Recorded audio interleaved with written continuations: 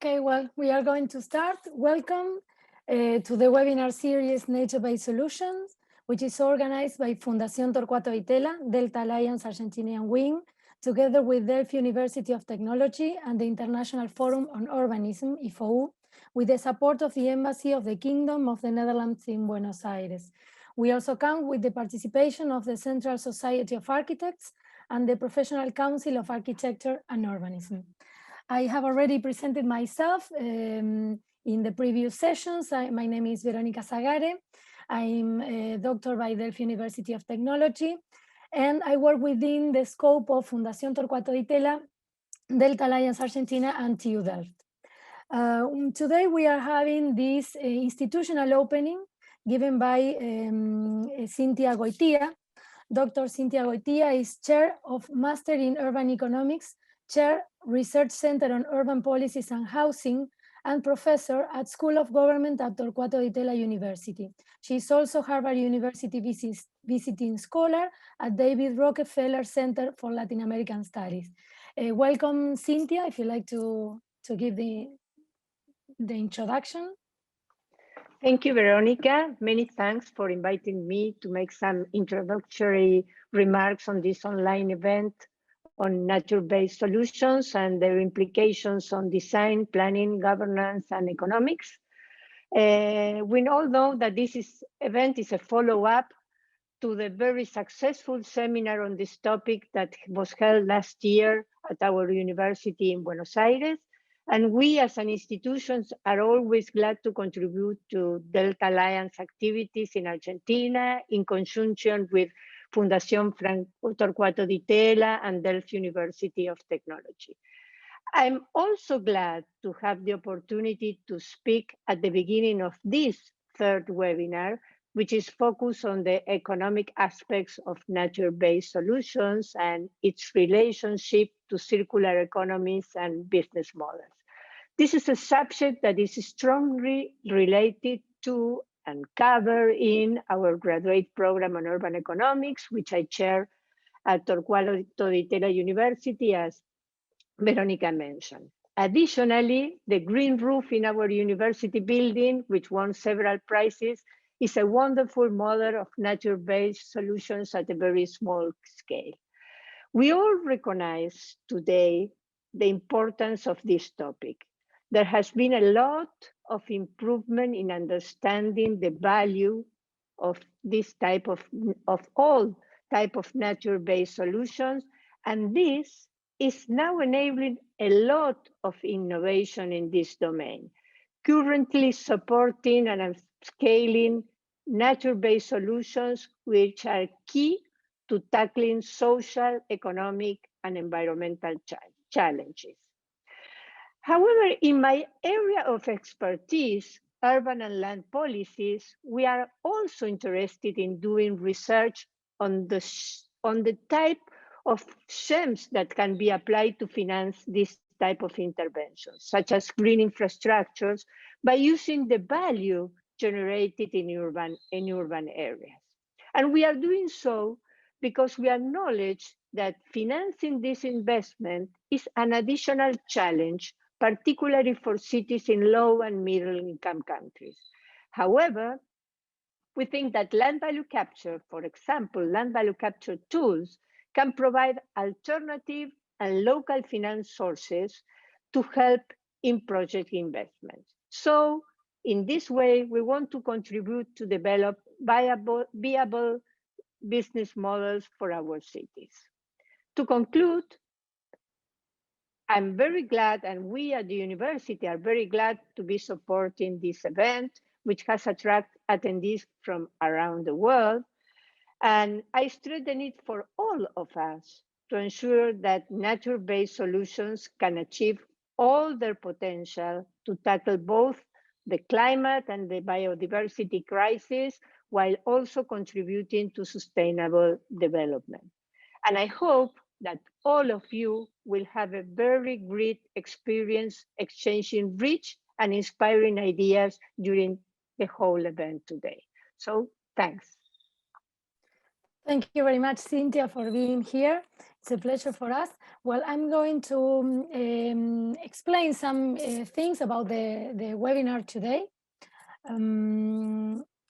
As you know, we have this webinar series, which is formed by 3 webinars. We are in the last part. Today we are talking about business models and circular economy. The idea is to start in a plenary meeting where we are going to have the exposition of theories and cases on nature-based solutions related to the subject of the day. Then we are going to be divided into these discussion groups in different languages. And then we are going back to this plenary room where the moderators of each one of the groups will explain the conclusions of the discussions. Some recommendations: this webinar will be recorded. All the recording will be shared with all the participants after the series. The cameras and microphones of the participants will be disabled during the plenary phases, but then during the discussion groups, all the cameras and microphones will be enabled. So we recommend all the participants to turn on the cameras to participate in the discussion. And then we suggest to turn off the notifications of the computer, of WhatsApp and Skype to avoid any interference with the conversation. There will be a brief space for questions after the exposition of the theories. So if you have any question, you can type it in the chat and I will select 2 or 3 questions to make to the presenters. And finally, we are having this possibility of having simultaneous interpretation. So if you want to hear in Spanish or in English, you have to choose the world icon in the bar of the Zoom, and then you are going to find these options. You can choose in English channel or Spanish channel. During one of the expositions will be recorded. So if you have any troubles with the audio, you can mute the original audio and choose the channel you want to hear, either English or Spanish.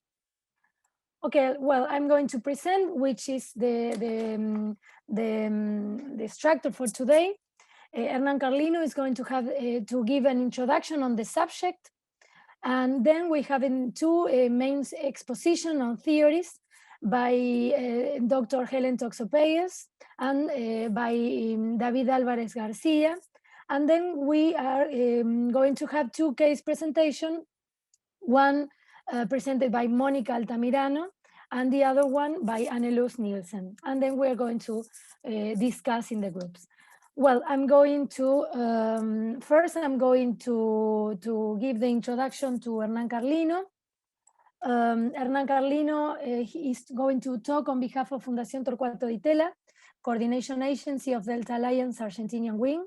He is economist, member of the board of directors of the Fundación Torcuato y Tella, director of the Center for Studies on Global Climate Change of the Fundación Torcuato y Tella, and member of the Argentine Academy of Environmental Sciences.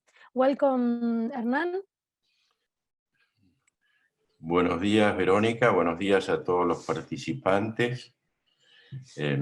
Es un gusto estar aquí en esta serie de webinars que han contado con exposiciones súper interesantes de numerosos académicos, investigadores de distintas universidades de diferentes regiones del planeta.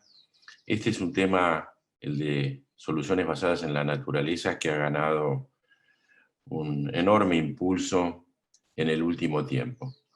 Tal vez sea, por lo menos en parte, debido al hecho que el planeta tiene hoy, está afectado por severos impactos que provienen de las actividades económicas y de las actividades humanas. En realidad, si uno mira el panorama general, intenta hacer un análisis del estado de situación, se ven por lo menos 5 o 6 rasgos destacados. Primero, las tensiones geopolíticas. Segundo, una economía global que no termina de recuperarse. Tercero, una las perturbaciones en los sistemas climáticos. En cuarto lugar, la afectación de los ecosistemas a escala planetaria. En quinto lugar, las cuestiones vinculadas a la desigualdad. Es un planeta marcado por la desigualdad de ingresos y de riqueza entre regiones y cada vez más entre países. Unas desigualdades que se profundizan y hacen más difícil la vida de las democracias en todos los países en los que ellos existen. Y finalmente se agrega a este panorama bastante adverso la existencia, la aparición del COVID. Y además del COVID, los efectos de las medidas de respuesta adoptadas para hacer frente a la pandemia. De modo que en este contexto lo que hay que pensar es cómo dar solución a estos diferentes problemas y además cómo hacerlo sin que haya efectos desfavorables o negativos sobre los grupos más vulnerables de la sociedad. Para ello juega un papel clave, un papel central, el financiamiento, en particular el financiamiento para el desarrollo. En este sentido, está claro, hay consenso, que el consenso pleno, diría yo, que el financiamiento es esencial. Después hay menos consenso, y el consenso se va achicando y casi desapareciendo, en torno de los aspectos políticos del financiamiento. ¿Quién tiene que ser responsable del financiamiento? ¿Cómo se distribuye entre los países y entre los grupos de posibles beneficiarios? ¿De qué forma se asigna? ¿Cuáles son las prioridades? Y finalmente, ¿cómo se controla? De modo que no solo basta con que haya flujos de financiamiento, sino también que estos flujos estén eficientemente distribuidos entre las distintas necesidades. Por esa razón, como apuntaba Cintia hace unos minutos, por esa razón es que empiezan a aparecer, además de por su sentido profundo, el tipo de cuestiones vinculadas tanto a la economía circular, a la bioeconomía, como al abordaje consistente en soluciones basadas en la naturaleza.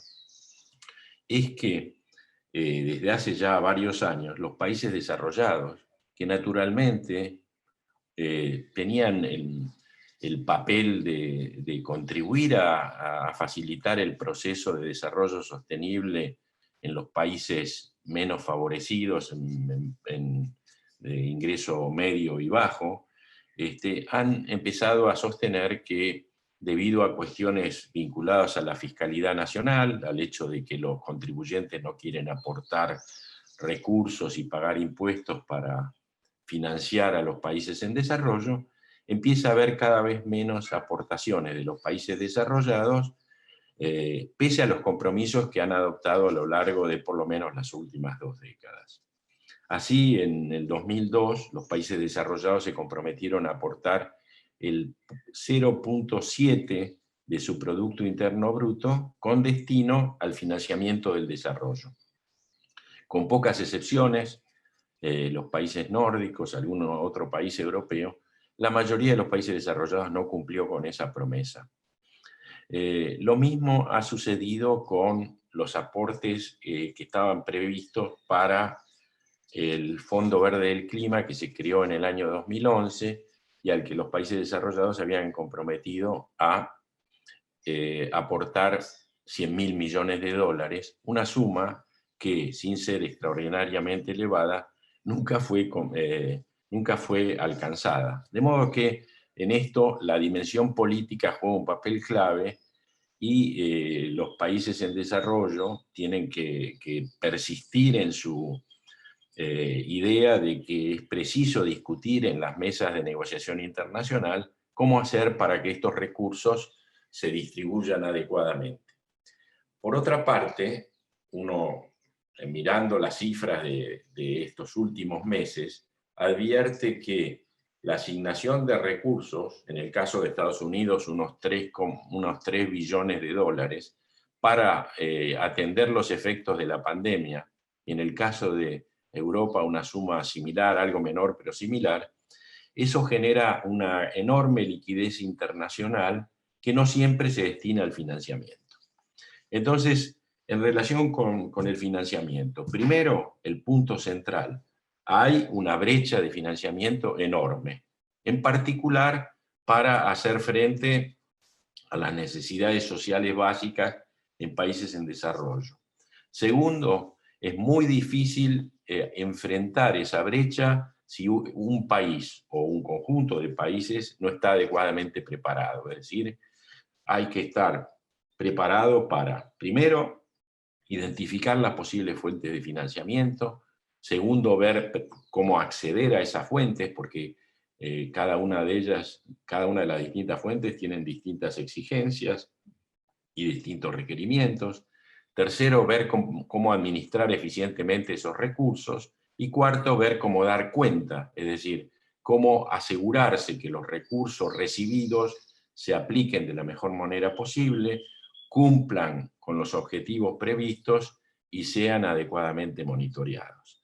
De modo que, en este sentido, cuando uno mira los temas del financiamiento, tiene que ver, por un lado, la dimensión política, por el otro lado, estar en condiciones de identificar con claridad y con eficacia las distintas fuentes de financiamiento disponibles en el plano internacional. Tercero, ver cuáles son las formas más convenientes para acceder a esos recursos, porque naturalmente hay distintas condiciones, distintos mecanismos, distintos instrumentos, de modo que, por lo menos, la dimensión política, la identificación de fuentes, las formas, y en cuarto lugar está la cuestión del riesgo. Y en este sentido, la sensación o la interpretación más extendida es que la adopción de soluciones que sean sostenibles, que se basen fuertemente en las condiciones naturales de los sistemas donde se destinan los recursos, permiten asegurar de alguna manera más eficaz la posibilidad de que esos recursos sean aplicados y sean aplicados de manera exitosa y a lo largo del tiempo. Entonces, como tenía poquitos minutos, concluyo aquí destacando 2 o 3 ideas básicas. La conciencia de la brecha de financiamiento, la importancia del financiamiento como un mecanismo clave para atender los problemas de escala planetaria que enfrenta la humanidad, cambio climático, agotamiento de los recursos naturales, afectación de los ecosistemas, y también la idea de combatir la desigualdad. Un filósofo inglés, John Broome, que está en el panel hace parte del panel de expertos intergubernamentales sobre el cambio climático, sostiene que precisamente el financiamiento es el pilar de un proceso de transformación que nos permite ir hacia sociedades resilientes al cambio climático, sociedades sostenibles y sociedades más justas. Para ello, sin embargo, dice Broome, y este es el último mensaje que quiero dejarles, es preciso transformar el sistema financiero internacional y sugiere específicamente, un Banco Mundial para el cambio climático. En fin, muchas ideas, muchos temas a discutir. Espero que en aspectos específicos en las presentaciones estos temas puedan vincularse con las ideas que esbozaba, y les deseo a todos una buena sesión de reflexión, debate y conclusiones para la acción. Muchas gracias. Thank you very much, Hernán, for your interesting introduction. I'm going to present the first keynote speaker.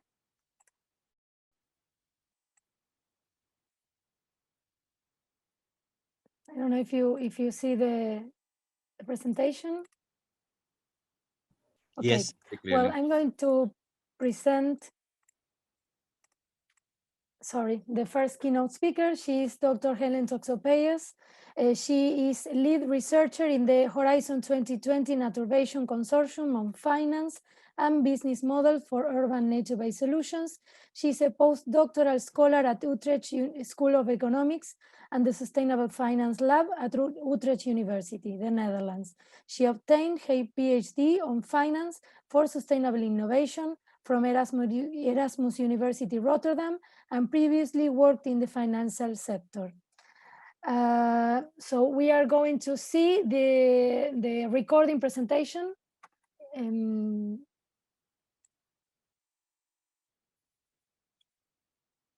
So I leave you with the presentation right now.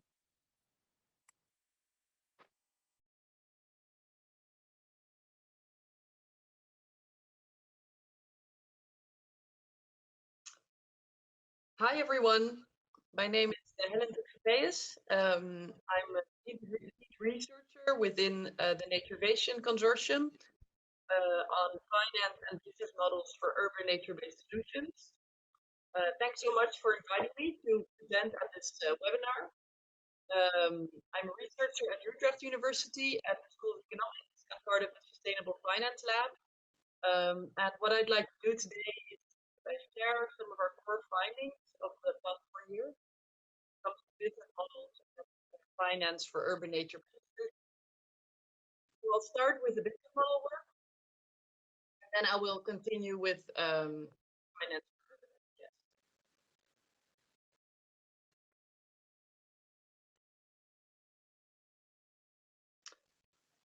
So let's start with the first question, which is, well, why would we actually be interested in business models? To keep that very short, we know that urban nature creates many types of jobs. There's a lot of research being done that shows the evidence of the value of urban nature-based solutions. But the challenge that we often have is how to translate these benefits to stakeholders that will actually be willing to pay for this value. And what we need to understand then also is why will they pay for that value? So what we did in the Naturaleza project is we created 54 in-depth case studies of urban habitat. 1/3 of these were in Europe, and 1/3 of these cases were outside of Europe. So we studied 54 nature-based solutions in cities, and then 3 per city. And what I did is that I took all the cases, I analyzed them. Some of the examples here in the pictures.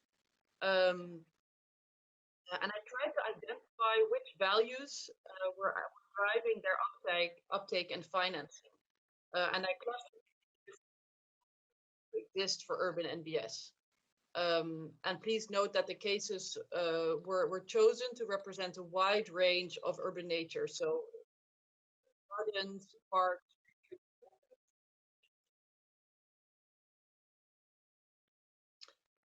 So now these are the 8 business models that we identified based on the data that we gathered. You see in this slide here the name of these models, as well as 2 names of specific interventions that illustrate this model. We've also kind of used these examples to explain the business model catalog that also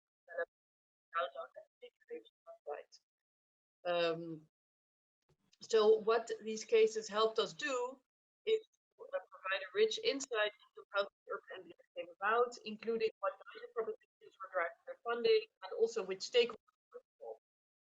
So what I'll do now here in this lecture is I'll give a short introduction to the model, and also I will mention examples of cities where this model was one of the so and what is important to remember is that often what we found is that often these different models are combined to finance an urban NBS successfully. And indeed, so these examples are all described more in detail in the Naturaleza business model catalog, which you can download from the. So here are the first on this slide. models. Let's start with the risk reduction model. We find in our data that nature-based solutions are often valued for their ability to reduce climate risks and costs, such as flooding. So cities undertake investments to lower the damage costs of weather events in order to make their city more resilient. This model for uptake of urban NPS requires an awareness of risk, the ultimate metric under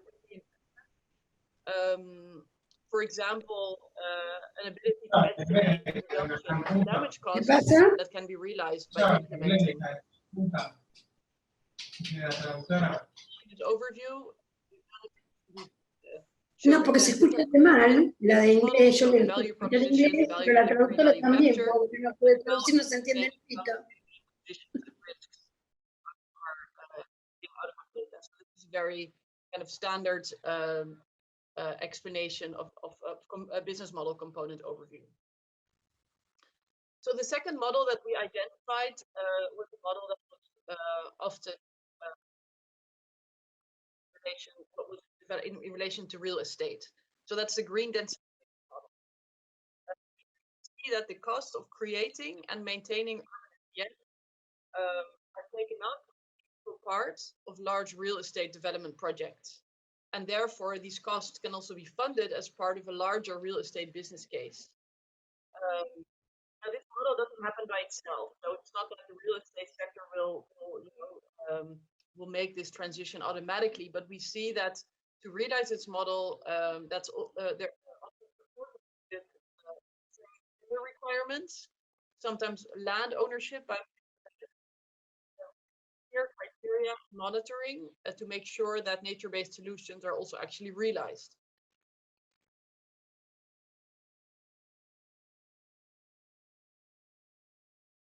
Talk about is the local stewardship model. Now, this is much more kind of a bottom-up model for realizing urban nature-based solutions. And here we see that often local small blocks of nature or even single trees are valued by citizens or communities who are willing to protect and support nature in their own neighborhood.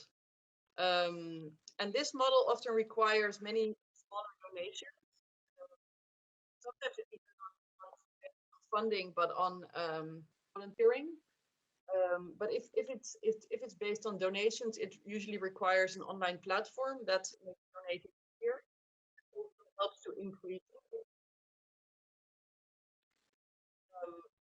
Then the fourth one on this slide is the green health model. Now, the green health model focuses very much on the well-being, therapeutic health value of urban NPS citizens. And that can be both from a prevention perspective as well as from a recovery perspective. It requires expertise of how green spaces can be designed to support citizen health. So, for example, designed in such a way to stimulate an active lifestyle, or by also providing support of mental health to vulnerable citizens. And expectations are health-related public costs.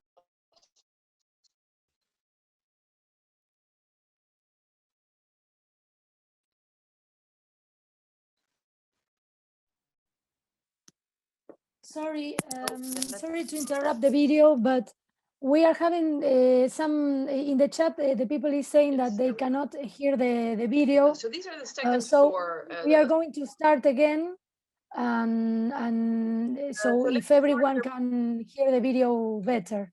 Sorry for the inconvenience. Pero you are mute. No, I'm not mute. No, I'm not mute. Te escuchamos, Vero.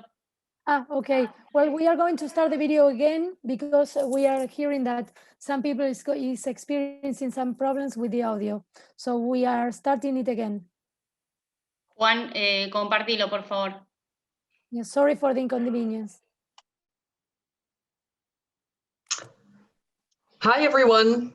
My name is Helen Toxopeus. I'm the lead researcher within the Naturaleza Consortium. on finance and business models for urban nature-based solutions. Thanks so much for inviting me to present at this webinar. I'm a researcher at Utrecht University at the School of Economics and part of the Sustainable Finance Lab. And what I'd like to do today is to share some of our core findings of the past 4 years when it comes to business models and finance for urban nature-based solutions. So I'll start with the business model work, and then I will continue with finance for urban NBS.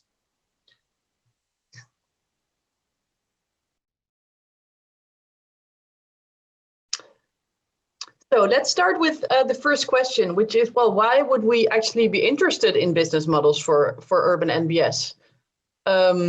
To keep that very short, we know that urban nature creates many types of values, and there's also a lot of research being done that shows the evidence of the value of urban nature-based solutions in cities. But the challenge that we often have is how to translate these benefits to stakeholders that will actually be willing to pay for this value. And what we need to understand then also is why will they pay for that value? So due to which benefits? So what we did in the Naturaleza project is we created 54 in-depth case studies of urban NBS. 2/3 of these were in Europe, and 1/3 of these case studies were outside of Europe. So we studied 54 nature-based solutions in cities, and then 3 per city. And what I did is that I took all these cases and I analyzed them, and you see some of the examples here in the pictures. And I tried to identify which values were driving their uptake and financing. And I clustered these into different business models that seem to exist for urban NBS. And please note that the cases were chosen to represent a wide range of urban nature. So they could be urban gardens, parks, street trees, all kinds of interventions. So now these are the 8 business models that we identified based on the data that we gathered. You see in this slide here the name of each of the models, as well as 2 names of specific interventions that illustrate this model. And we've also kind of used these examples to explain the business model in the catalog that we also developed and that you can download at the Naturaleza website. So what these cases helped us do is to provide a rich insight into how these urban NBS came about, including what value propositions were driving their funding and also which stakeholders were involved. So what I'll do now here in this lecture is I'll give a short introduction to each model. And also I will mention examples of cities where this model was one of the enablers behind the urban NBS. So, and what is important to remember is that often, what we found is that often these different models are combined to finance an urban NBS successfully. And indeed, so these examples are all described more in detail in the Naturaleza business model catalog, which you can download from the Naturaleza website. So here are the first, on this slide are the first 4 models. And let's start with the risk reduction model. We find in our data that nature-based solutions are often valued for their ability to reduce climate risks and costs, such as flooding, extreme heat, and drought. So cities undertake NBS investments to lower the damage costs of extreme weather events in order to make their city more resilient. Now, to use this model for uptake of urban NBS requires an awareness of risk, ideally also metrics that underpin the investment. For example, an ability to estimate the reduction of damage costs that can be realized by implementing an urban NBS. And as you see in this overview, what we've done is we've shown kind of different components of the business model. So the value proposition, the value delivery, value capture, as well as explaining some enabling conditions and risks that came out of our data. So this is a very kind of standard explanation of a business model component overview. So the second model that we identified was a model that was often in relation to real estate. So that's the green densification model. And here you see that the cost of creating and maintaining urban NBS are taken up as an integral part of large real estate development projects. And therefore, these costs can also be funded as part of a larger real estate business case. Now, this model doesn't happen by itself. So it's not that the real estate sector will make this transition automatically, but we see that to realize its model, often support is needed of strong tender requirements, sometimes land ownership by municipalities who give clear criteria and monitoring to make sure that nature-based solutions are also actually realized. The third model that's also on this slide and that I'd like to talk about is the local stewardship model. Now, this is much more kind of a bottom-up model for realizing urban nature-based solutions. And here we see that often local small plots of nature or even single trees are valued by citizens or communities who are willing to protect and support nature in their own neighborhood. And this model often requires many smaller donations. Sometimes it even not based on funding, but on volunteering. But if it's based on donations, it usually requires an online platform that makes donating easier and also helps to increase engagement. Then the fourth one on this slide is the green health model. Now, the green health model focuses very much on the well-being, the therapeutic, the health value of urban NBS for citizens. And that can be both from a prevention perspective as well as from a recovery perspective. It requires expertise of how green spaces can be designed and used to support citizen health. So, for example, designed in such a way to stimulate an active lifestyle, or by also providing support in terms of mental health to vulnerable citizens. And expectations are that such nature-based interventions can lower health-related public costs.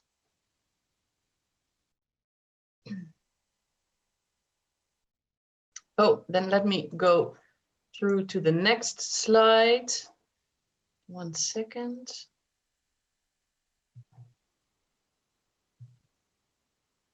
Yes, there we are. So these are the second four models, business models, so number 5 to 8. So let's start here with the urban offsetting model. What we found is that sometimes also nature is being saved or financed because of some type of offsetting model. So the urban offsetting model is really focused towards preventing loss of urban nature. And we find that offsetting or compensation schemes, they make it more costly to build on existing urban natural areas, which helps to prevent such activity, or maybe helps to adapt activity. But also it can lead to investments into urban nature elsewhere in the city. So it can realize budgets for nature in another place.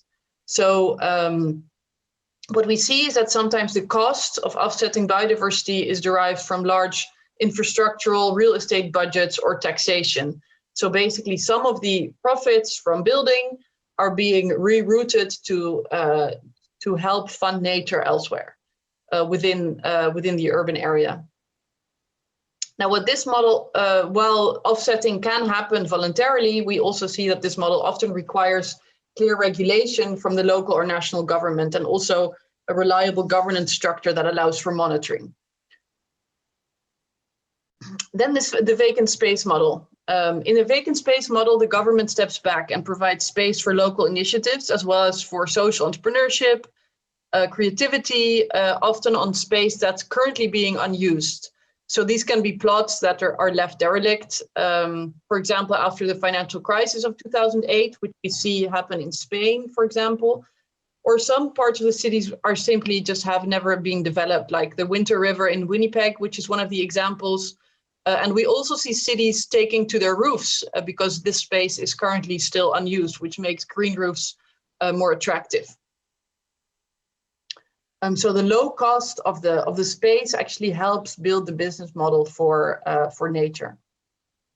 The next model is the education model, where urban NBS are set up and managed in a way that supports environmental education, which allows young urban citizens to engage with nature, often with food, usually through urban farming or gardening. Now, this is of course often small scale, but it's actually quite easily replicated, for example, at schools in a certain region. And we see this happen, for example, in Hungary, where this is where there's really a school garden movement that has emerged. And the final model we identified is the green heritage model. And in the green heritage model, the cultural value of a region, of a place, is embedded in a natural space, which thus attracting tourists, residents, businesses. So to deliver the green heritage model, it requires both ecological and cultural expertise. And the strong cultural identity of a certain urban space can attract both in-kind resources through volunteers, but also funding, public funding, as well as funding from tickets and other types of sales. So those are just very quickly 4 of the models. And if you go into the business model catalog that can be downloaded on the website, you will find for each model 2 examples worked out. So for example, this is one on the water fund in Cape Town, which is an example of the risk reduction model. And here's an example of the green health model of an urban garden in Utrecht called Food for Good, where also people are helped, where mental health problems are being, people with mental health problems are being helped in a green space through gardening. So if you would like to have a look at all these different models, recap them again, and also watch another video of me in 5 minutes where I explain these models, you can download them at this website on the Naturaleza website. So that was my part on the business model. Now I'll have a little bit of time to explain some of the finance work we've done. I'll do that using a paper that I'm currently developing together with Professor Harriet Bulkley and Dr. Laura Tozer, who also, together with me, did the data collection and analysis on this. So just for a quick summary, we find that access to public and private finance for urban NBS is a critical barrier for renaturing our cities. And what we provide from this project is the first European cross-country empirical analysis for mainstreaming urban NBS in the finance domain. And we formulate 7 transition pathways or strategies to finance urban NBS in Europe. And this also gives some insights on how to, what the role is of the financial domain in sustainability transitions. Well, you know by now what nature-based solutions are, solutions that are inspired, supported by nature. What's important is that often we say they're very cost-effective because of all the different benefits, and they help to build resilience. But then how do you turn these urban NBS into bankable opportunities, and how do you leverage private capital flows? So what strategies, what pathways can we do that? Well, we researched that in the following way. We did a multiple case study approach in 6 European countries, which I mentioned here, as well as at EU level. We undertook desk study, we did interviews, at least 10 per country, and we did participant observation. And then we undertook thematic analysis at country level. We compared across cases, we tried to draw out general patterns. And based on these patterns, these stepping stones, we formulated overarching pathways. So what did we find in this research? Well, the first thing that we found is that what the key challenges are, the key barriers in this topic. Well, firstly, what many of the stakeholders mention is that urban NBS lack convincing direct cash flows. They lack financial return to the investor. So as one of our interviewees said, the birds won't pay, so who will? But also we found that because NBS typically become cost effective based on multiple benefits, this raises the challenge of coordinating the co-funding of urban NBS. So different stakeholders get different benefits, and therefore, they would all need to co-fund, but then this coordination is very challenging. What's also constraining the funding of urban NBS is the lack of evidence, which is made worse by the difficulty that the effectiveness of urban NBS also depends greatly on local climate and urban conditions. So a green roof in Spain will have a different effectiveness than a green roof in Sweden, for example, and maybe also different main benefits. We find that urban NBS compete for increasingly expensive urban space in cities because of building development fueled by financial markets, but also fueled by increased densification in cities. We find that there's lack of public funding in many countries for urban NBS, and that can sometimes be due to austerity, sometimes due to low economic growth, or sometimes due to corruption. We also find that often many stakeholders are hesitant to take on a maintenance cost. So grey infrastructure is seen as cheaper because there's less maintenance involved, whereas urban nature needs to be maintained. And also we see a mismatch between the investment requirement into urban NBS and the demands of institutional investment. So there's lack of scale, there's lack of return, it's not standardized enough, and it's not transparent enough. But luckily, we also found some strategies in which different stakeholders try to mainstream urban NBS in the finance domain. So I'll just give a quick overview of these main transition pathways or main strategies that we found. So one key strategy that we see being used is the positioning of urban NBS as a climate change adaptation intervention. So a lot of municipalities, but also financial sector, have to show that they are managing climate risks. And urban nature is the key intervention that can be used to manage climate risks by combating extreme heat, by combating flooding, and by positioning it in that way, funds can be unlocked based on this benefit. Secondly, we see good examples of governance mechanisms that are being developed to allow for coordinated funding of urban NBS. So these can be, for example, water funds or the Urban Forest Fund in Melbourne, or crowdfunding and match funding from provinces. So there are ways in which you can bring stakeholders together, public, private, to fund NBS together. Thirdly, urban biodiversity no net loss regulation can play an important role, or even net gain regulation, as is being developed in the UK, including land value taxation. So by really kind of preventing urban biodiversity to be lost, you also create a way to fund the increase in quality of nature, for example. Another strategy that is important is the development and also the use of knowledge tools that offer indicators, evidence, transparency, and monitoring of urban NBS.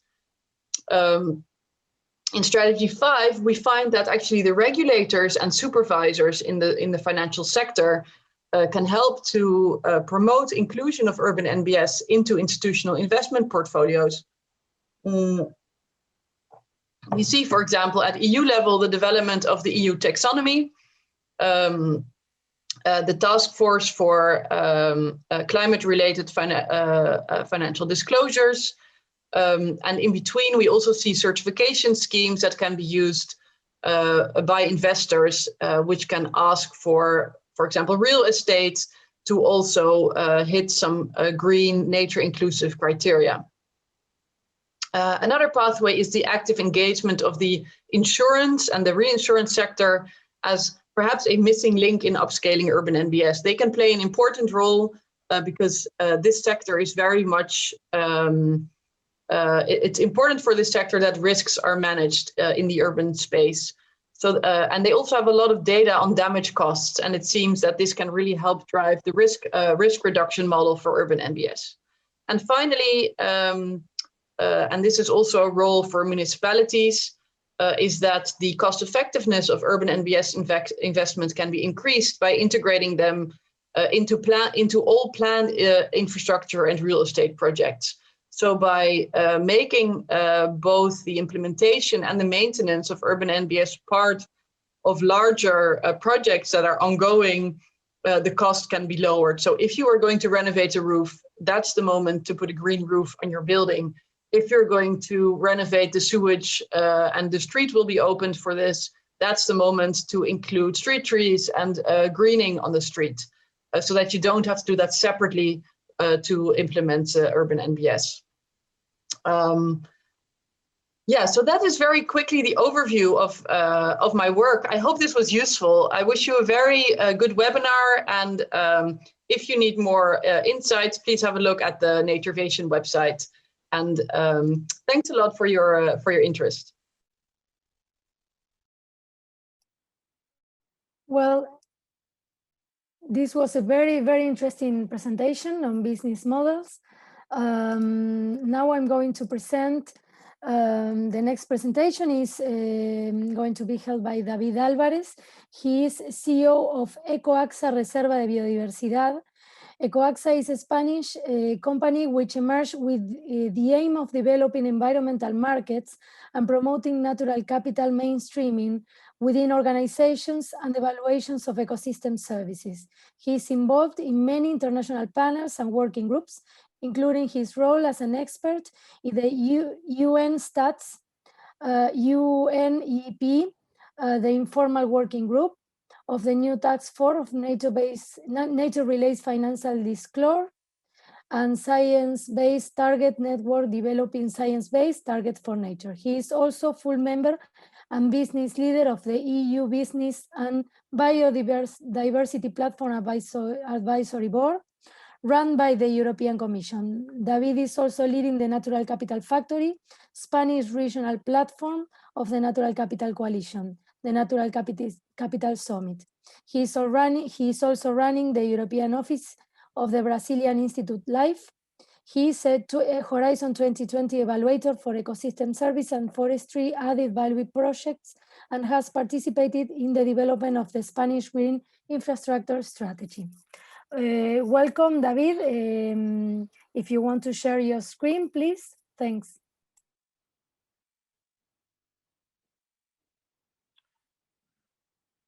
Thank you so much. Can you already see my screen? Yes, okay. Okay, thank you so much. Thank you for your great presentation, and thank you so much to the previous colleagues that have already participated in this wonderful webinar, and thank you so much for inviting me to participate in this event. For me, it's a pleasure. Good morning and good afternoon or good night, everyone, wherever you are in the world. Many thanks for the introduction. It's my pleasure to participate. I would like to bring to the discussion several issues that either Helen or Hernan or Cynthia has included in the participations.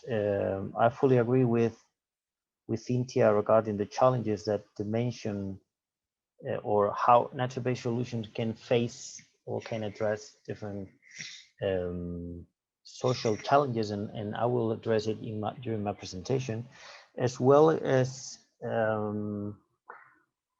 the key point that Nan mentioned regarding how to identify the different sources of financing. And that's another thing that I will try to address during my presentation. I'll try to be as practical as possible. Dr. Helen linked in a very conceptual way in different ways. I'll try to focus on 2 or 3 possible solutions that I might think that it could be possible to implement wherever you are in the world. Okay, our vision in EcoAXA in trying to implement nature-based solutions has been always to provide tools that really integrate the nature in the heart of organizations, in the heart of the making and decision process. That means that to consider nature as a solution of many of our challenges as a society, as Cynthia mentioned, challenges like climate change adaptation, climate change mitigation, biodiversity loss, water pollution, or even poverty and food provision. This sentence is easy to say if probably if you belong, as I do, to a collective of people concerned by nature or with a deep knowledge or background in nature sciences. However, this is not at least what I see in Spain when you move out of this collective people, and maybe when you are facing with financing people or other collectives. So speaking about financing, is there really an economic case for protecting nature? So can we find different solutions or alternatives to get finance to protect nature and at the same time to address the different challenges that we need to address right now?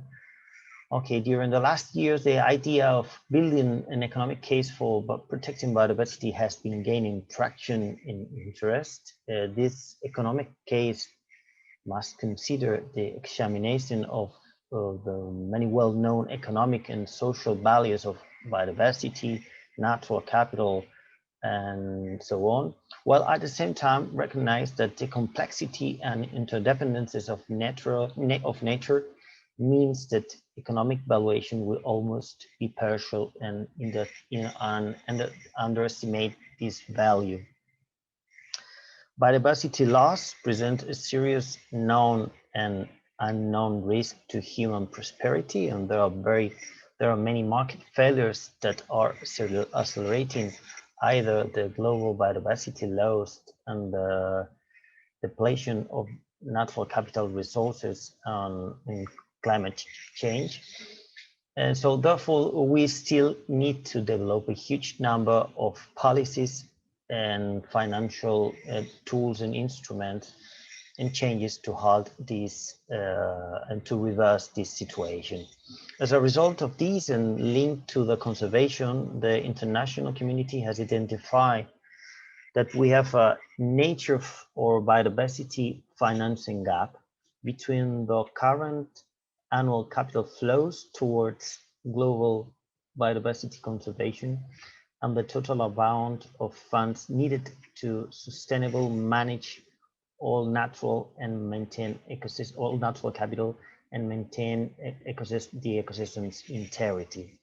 So how could we solve this? How could we find solutions to change this situation? In terms of financial and policy tools, there are different mechanisms that, if implemented and scale up, could collectively close this gap, of course, but not always are being implemented, and there are different gaps, as Helen shown in the previous presentation. Of course, finance solutions depend on the size of the challenge, and every financial solution must be adapted to each project. This sentence seems to be obvious. It's not clear for many of those. It's not clear for many of those who are starting to look for finance for a project. Green financial products for like green bonds, green loans, transition bonds, sustainable linked loans, environmental markets, offsetting risk investments, impact investments. There are a plethora of alternatives to be used to finance nature-based solutions or other solutions linked to nature. But when do we use one of them? Which of one can we use in our project, in our situation, in our country, or in our region? Mainstream when to use each tool is still a challenge for many people who are not aware of this reality. During this presentation, we will focus on several approaches linked to, first, how to capture the value and transform it into decision making or in market-based instrument, as Helen mentioned previously, from the economic point of view, or practical solutions that Helen didn't mention regarding how to address the problems from a different point of view. So let's go to the basics.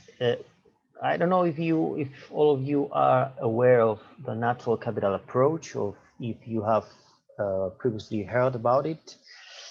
It's basically, natural capital refers to the stocks of the elements of nature that have value to society, such as forests, fisheries, rivers, biodiversity, land, and minerals, including as well the living and non-living aspects of ecosystems.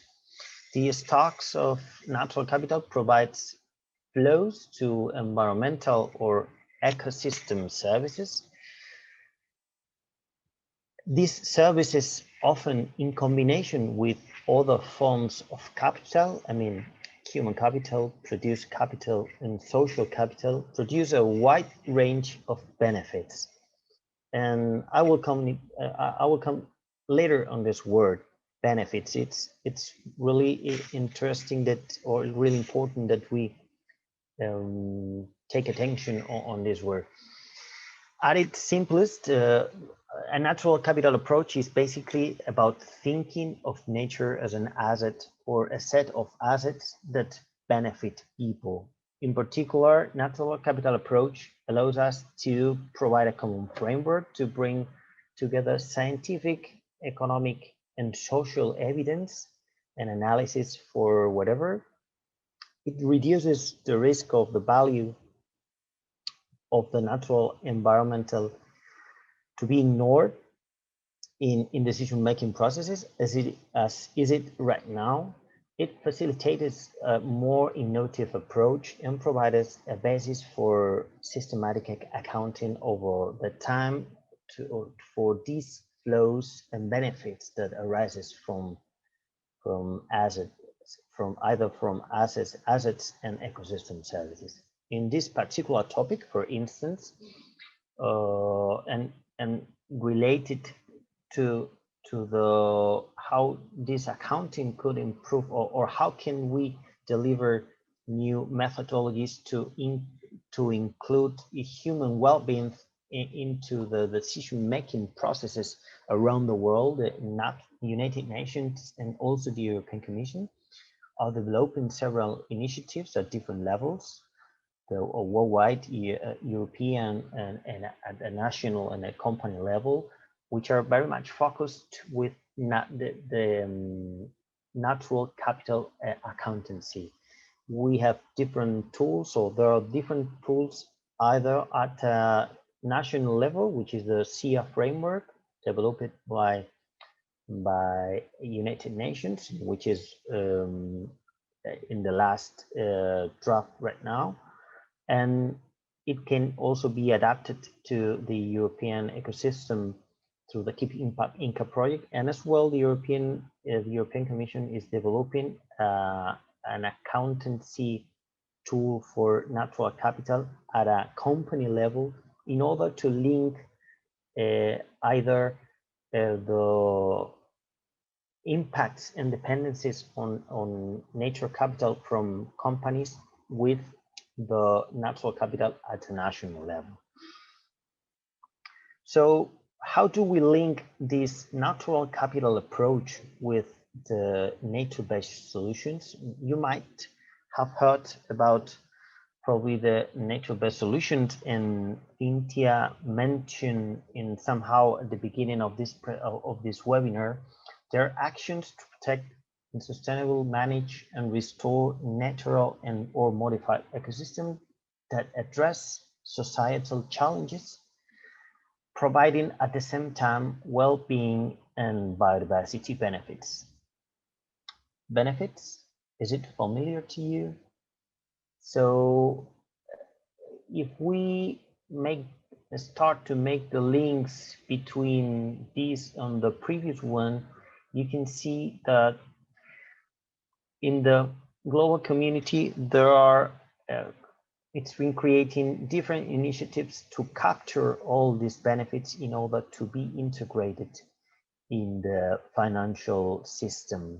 However, one of the challenges for finance sector to address how to finance these types of projects, it's how to capture not only economic benefits, but also environmental and social benefits in a harmonized way. Okay, there are different methods to calculate these environmental and social benefits, but we need to move forward on the harmonization on these methodologies, as for instance, the United Kingdom has already made.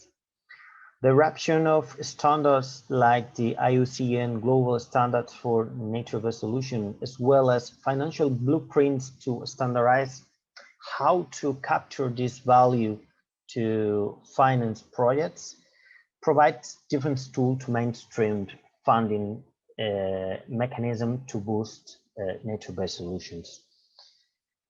Thinking in your potential projects, the way that your projects will solve these challenges, for sure will provide higher or lower finance opportunities, depending on how you are able to capture these benefits and in order to provide solutions for these societal and global challenges. There are different countries around the world that have moved forward on capturing these benefits, or even creating markets to enhance different ecosystem services. That's, for instance, the case of stream mitigation banking or conservation banking in the United States, in United Kingdom, Germany, France, or other countries around the world. This market is it's over, I'm speaking about my memory, it's about 30 billion, it's over 30 billion a year. So there is a market for this.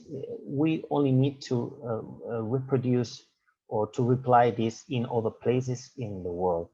And the appetite for making ecosystem services more tangible and the use of different market tools in the world right now, it's highly increasing. But let's move to a practical way, much more than a conceptual one. However, the previous one is not the only way to fund or to find for funding for nature-based solutions. We always suggest to the idea of thinking out of the box. What do I mean with this? So what do we need, or what do we try to say when we say thinking out of the box? Okay, in many times it's not only about financing, but how to address the process to find a solution to a problem, and whether or not who has to take this decision, and if the one who's going to take this decision is aware of nature-based solution as a way to solve the challenges. In many times, we have seen that in a lot of projects, gray solutions has been identified as a main solution, because the people who is participating in these projects don't know anything about nature-based solutions. They have the budget, they have solutions, but however, they don't know that there are alternatives, cheaper, that also provides other benefits linked to social and environmental challenges. So why don't we spend more time, and that's one of the things that we're doing here with this webinar, in training, communicate and disseminate all these initiatives in order to capture all funding from other sources of financing, instead of only looking at finance from nature, which traditionally it's been a place where there are not too much finance for that. So as mentioned, in this regard, training, communication, and dissemination actions, we think that are key to spread within and out, fundamentally out of the nature community, that there are nature-based solutions that solves problem and societal challenges like water management or flood control or whatever.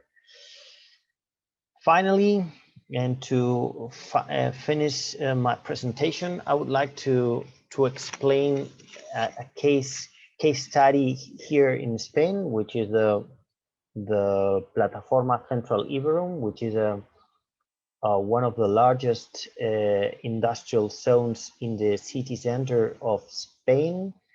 It's mainly focused on logistics. That means that they need to manage a lot of land.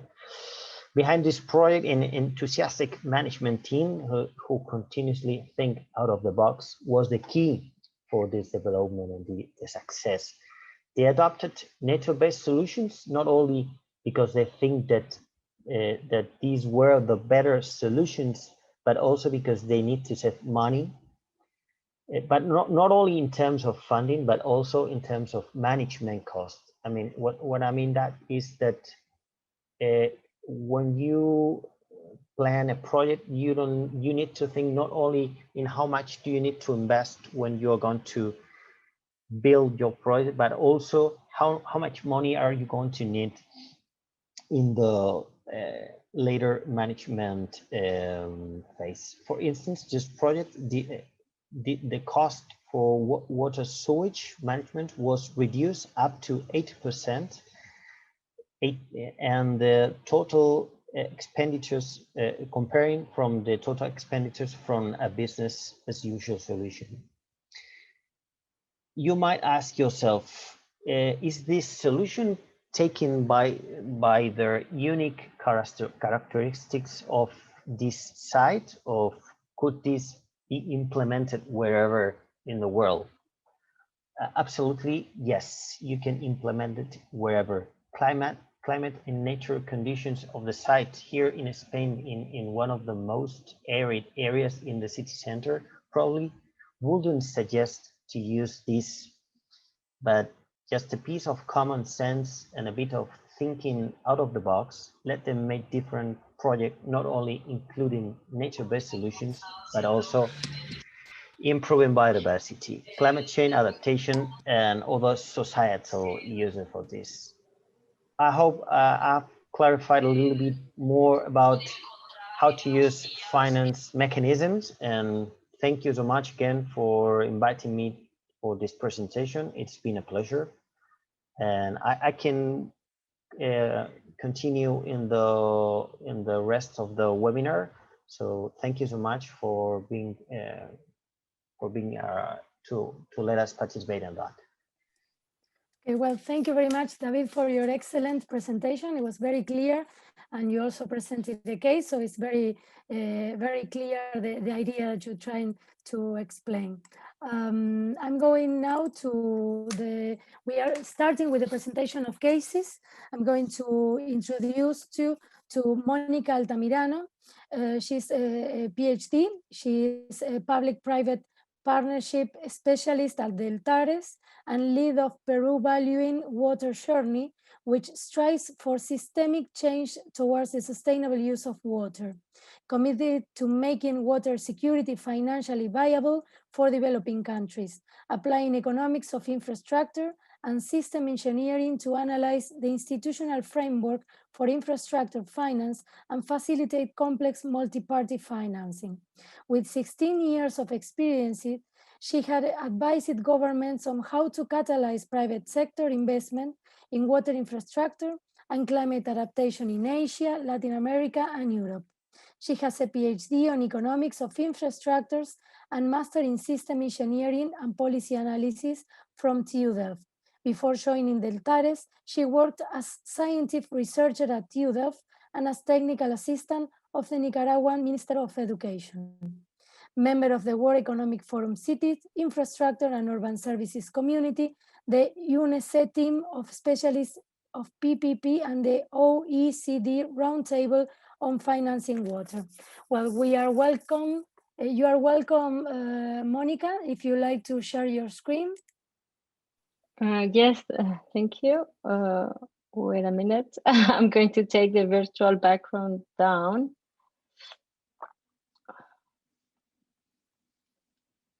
Okay, thank you very much. It's a pleasure for me to be here sharing with you. I'm going to now also share my presentation and hope it goes well. Yes, I hope. Can you see? Hello, yes. Veronica? Perfect. Okay, yes, okay, yes. okay. It's okay, thank you. Perfect. So yes, it's a pleasure to be among all of you. What I will present to you today is the lessons learned we had from Semarang, for our Semarang project that was part of the Water as Leverage initiative in the Netherlands, but it's also the framework and the methodology has been developed under the European project Nature Insurance Value Assessment and Demonstration. And we are also applying the 5 valuing water principles. Just to say, the Nature Insurance Value Assessment and Demonstration is a nature-based solutions project financed by the European Commission that, similar to Naturaleza, also was looking at implementation arrangements, but focus on the insurance value of ecosystems. So we mainly work with the insurance sector to look at how to capture some of this value. So just to start, as Deltares, I don't know how familiar you are with us, but yeah, and as the Netherlands is very strong also in the development of a strategic plans for water security. These are also crucial to come to a good and balanced portfolio of nature-based solutions and gray infrastructure that solve our water main water challenges. Now, the problem is though that although these plans I mean, we're getting much better at developing these plans and have this synergy between green and gray infrastructure, little of them access funding, right, to be implemented in the way they were supposed to work. Like could be urban planning, urban plans for resilience, could be integrated water resources management plans. So what's the problem, right? And what we see is that these are still like ideas, not considered investment projects for financiers. So what we need to build is like this bridge of a so-called project preparation. And that's also what I will tell you how we did that in Semarang, and also what the methodology we have developed propose about this process. Just going into that, so what we also see is that what is in that bridge, right? What is not enabling us to access the funding, like climate finance, green bonds, all kind of those exciting financing mechanisms. And well, we're working on solving through collaborative modeling, so transdisciplinary work, a number of those bottlenecks. And so also is how future-proof are nature-based solution investments, right? Because they are also, nature is also vulnerable to some of these changing environmental conditions. So going in depth on nature-based solutions from a risk-based asset management perspective. Also seeing how the governance structures, right? How do you make sure that money can flow and go to investments in nature-based solutions, but at the same time looking at the issue of can you generate a pool of trustworthy suppliers? Because now we see in countries like Peru that there is demand for nature-based solutions. There are funds for it, but there is limited capacity from the private sector to supply these projects. And these lessons are also compiled on a NIAD deliverable called the Handbook for Implementation of Nature-Based Solutions. Now, the issue also here is that if we look at, I think the previous speaker was talking about the convinced, the group of people who we believe in nature-based solutions. So who are they? So the proponents of nature-based solutions, what we saw in Europe, but also worldwide, is that are often communities, conservation NGOs, and sometimes water management authorities. Now, but still, they have ideas, they have an impression that they could be attractive, but how do you get to access finance? And for that, you need a very clear project sponsor, could be public or private, but also one that wants to take the role of project developer. And in that sense is that where we must need the private sector. And when I mean the private sector is really separate from the financial one, but the real economy actors who believe in the and want to take the risk to implement these solutions, right? Now, what we also see is that to cross this bridge is not so easy, right? Because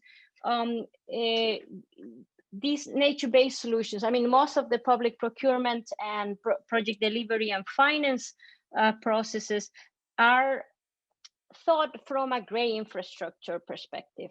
So what seems wonderful for us maybe as nature-based solutions proponents is actually a problem for that world. For instance, multiple functions. Co-benefits and co-funding sounds great, but to make that contractually feasible could be a nightmare. And if you're the project developer, you prefer to offer say a road with one through that could deliver quite a lot of risk, right? So what we have worked on, and this also what we apply in Semarang, and I will show you how it works in this case, is this methodology co-financing framework for water security that is offering an interface between these different worlds, the project delivery and finance community and the water resources planning or watershed conservation communities, guiding them towards a process in which, I mean, they developed the 5 cases for investment in nature-based solutions. So not only the strategic, which I think is what got to position NBS in a lot of political agendas, but also the economic, commercial, financial, and management case, and design fit-for-purpose implementation arrangements, where you can choose from really publicly, I mean, like 100% publicly financed and in a way managed options up to regulated markets, right, for private initiatives. Now, if we go to the case of Semarang, Semarang is the 5th largest city in Indonesia, which, like you see in the picture, is facing very often floods, but these are getting worse and worse because they use groundwater resources, and in a way, they're like through that process of sustainable use of groundwater resources, they're like pumping themselves down every time. Now, what is characteristic from the Water as Leverage initiative in 3 Asian cities is that we wanted to look at water and try to work with the local stakeholders to look at it not just like from that water is a risk and a constraint for economic development, but also it can be a motor for sustainable economic development. And that's what we see, for instance, in many Dutch cities. Living near water is of much more value because there is a whole process of managing this in a way that people see the benefit. And what was also quite interesting is that we were looking at the social challenges and at the same time how to solve the urban water and bankability challenges. So from the beginning, looking at implementation and bankability aspect. You see here the dynamic of the city as of, let's say, before our project. So basically, and that happens in many cities also in Latin America, is trying to get the water as quick as possible to the sea, right? So the channels, everything was built in that way. And what the Cascading Semarang proposed, the strategy we have proposed is one that through 5 different urban typologies, so a spongy mountain terrace, a different way to develop real estate upstream, another way, rechanneling the city using the channels in a way that is most effective during extreme events, then feeding the industry. So by making more surface water available through these different type of constructions, but also other type of interventions, micro interventions, and so forth, we would be able to also feed the industry with surface water, and they wouldn't need to pump water from the ground. And the last measure is recharging the aquifer, but that's quite let's say, an expensive and a measure that needs much more research. What you see here, though, is that to solve the water challenges, you need a combination, of green and gray infrastructure solutions, because there is already gray infrastructure in place, like the channels, but also just through that combination, we could deliver the levels of services expected.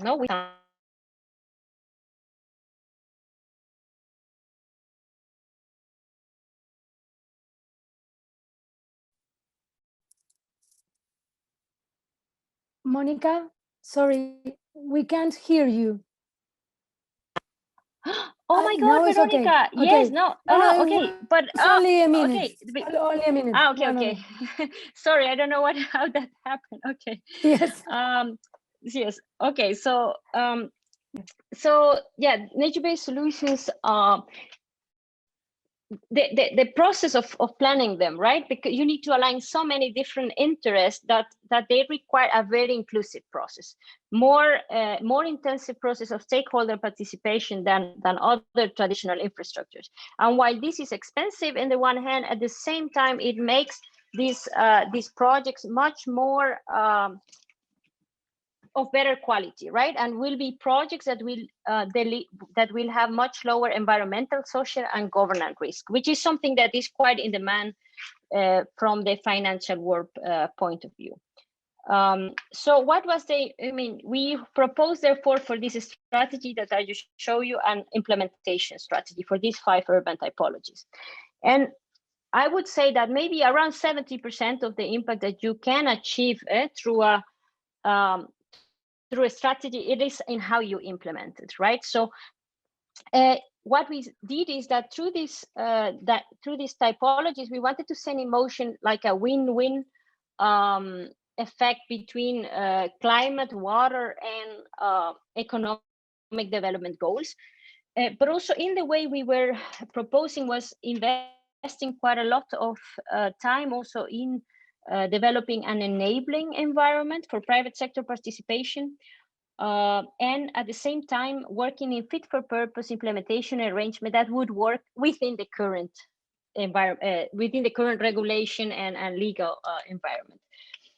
All with intention to reduce the transaction costs of scaling and replicating these urban typologies, but also looking very much on how to increase the competitiveness of the Semoran private sector, including small and medium enterprises. Now, how did we come to this, right? Because that's, I think, also what you would like to see in this case.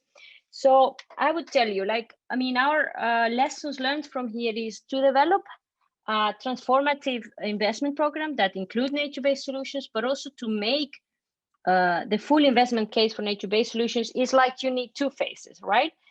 Phase 1, you could call it zooming out.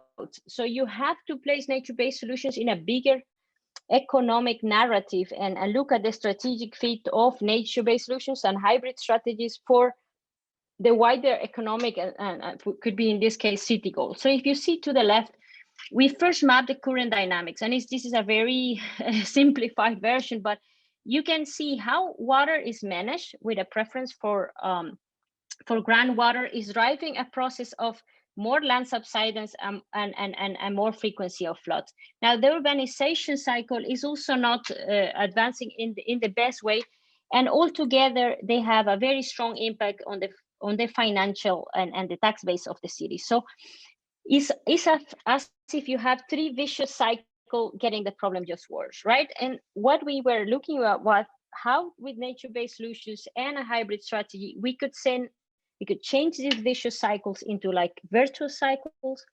that would help for economic growth and environmental health to be hand in hand. Now, this is all great. And sorry, I will go back, but here you have also the narrative, right? The theory of change that most climate funds need. How will your investment, your program change and drive a paradigm shift? Now, you also have the base to look at a blended finance strategy because you have health benefits, you have water benefits. So there are different types of finance you could start mixed. But to make it all possible, you still need to kind of zoom in and go into the detail and develop the commercial and financial case to look. I think the previous speaker also discussed. So you really need to look at the cash profile of this project or cluster of projects, the level of service they can guarantee over time, but also the risk, not just the risk the nature-based solutions is reducing, but the risk they face along the entire life cycle that can threaten that functionality. And now what we really emphasize is the need to come to a hierarchy of functions, because we could have 20 to 100 co-benefits of nature-based solutions, but ultimately to have a contract that allows the payments, we need to have, in between between 2 and 4 functions that are linked to specific services for which different target groups will pay for. And this is what you also see here. So the way we saw it is working is we could have a combination of many measures, but at the end we have to come to clusters of projects, often green and gray infrastructure together with non-structural measures like real-time systems that monitor the functioning and so forth. And then based on that, rearrange these clusters, because you would also have to look at, if you put them together and give them to the same implementing party, will the business case, will the financial case of that package be better than if you contract them separately, right? And this will link to what was also presented before, the ecosystem service cascade. So as you see, the same idea when you go from what is that what you're doing in a biophysical sense, what functions can you deliver services, and then how do you capture that that service? Only once we have like defined these, once we have defined how will this be paid back through tariff taxes of transfers, we can go on to also see which financing instruments we could combine, therefore, to make that money available in the long term. What we also saw, I mean, in Semarang, but we also seeing around the world, is that nature-based solutions will be successful in the way that we are capable to develop what they call mosaic projects, right? So designing projects that responsively serve multiple markets depending on where the demand is. So allowing to stack the funding from these multiple benefits like carbon offsets, sustainable forestry, water quality credits, and so forth. Now, but how do you go, right? Because I mean, you have an nature-based solution in mind, you know what services they can give, but how do you come to say how we will implement it? So we think there are 4 main decisions, and that's also you will see for Semarang: the mode of governance, the funding strategy, financing, and procurement. I will explain this to you better in an example, although it's not the nature-based solution example, but one of the 5 urban typologies. And this is like this. So we have, for instance, rechanneling of the city. So what kind of services will you give through that? These are these 4. So the reduction of flash flood risk, the provision of high quality public space, provision of surface water, and so forth. Now, we have to look at not the assets. So it's not, for instance, those channels or not the forest that you are, regaining, but the services that you're giving, can they be considered public goods? So, or can people also be excluded from their use if they don't pay? So there could be club goods. Depending on that, for instance, if you think on the reduction of flash flood risk, which is also something a nature-based solutions project can do, well, you can't exclude people from being protected from not receiving this risk reduction. So you will have to go through a number of, let's say, taxation ways, and that could be also value capturing. But for other things like the provision of surface water, you could go for the use of tariffs, right? Once we have solved that, the sources of funding, then we can also start to see, well, maybe the city can raise a bond, right? So use bond financing, or they could put some of these projects in the hands of a private developer, so use project finance. But also, since you are solving, for instance, a flood risk issue, which is driven by environmental externalities of the world, you may also access climate finance.